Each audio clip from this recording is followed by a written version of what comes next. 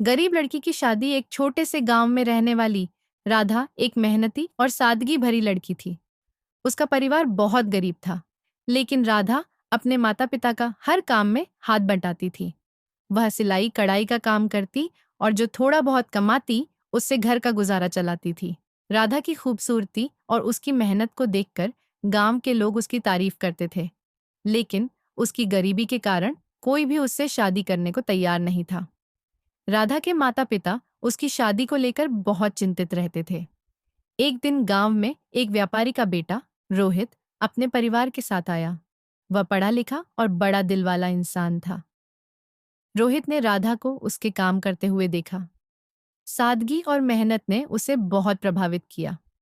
कुछ दिनों बाद रोहित ने राधा के बारे में अपने माता पिता से बात की। उसके माता पिता शुरुआत में इस शादी के लिए तैयार नहीं थे, क्योंकि राधा का परिवार बहुत गरीब था। लेकिन रोहित ने उन्हें समझाया कि असली धन इंसान का चरित्र और उसका दिल होता है, न कि उसकी संपत्ति। आखिरकार रोहित के माता पिता मान गए।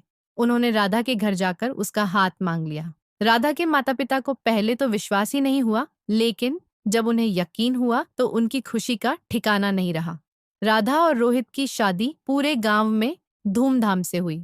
राधा की मेहनत और सादगी ने यह साबित कर दिया कि गरीबी इंसान की पहचान नहीं होती, बल्कि उसकी अच्छाई और सच्चाई ही उसे बड़ा बनाती है। इस तरह राधा की जिंदगी में खुशियों का आगमन हुआ और उसने अपनी मेहनत से जो सपने देखे थे वे सच हो गए।